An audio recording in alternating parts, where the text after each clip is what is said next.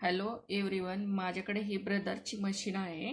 यामध्ये तुम्हाला धागा कसा टाकायचा हे मी शिकवणार आहे आज.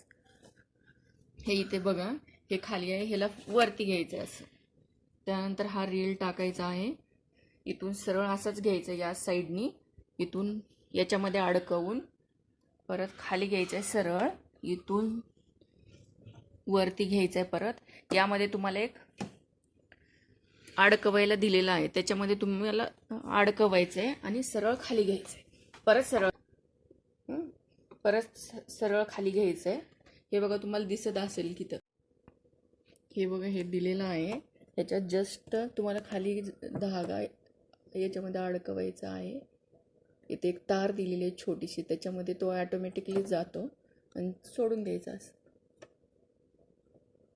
बाहेर आला धागा, बस याच्यातून मागं घ्यायचं, झालं मशीन चालू.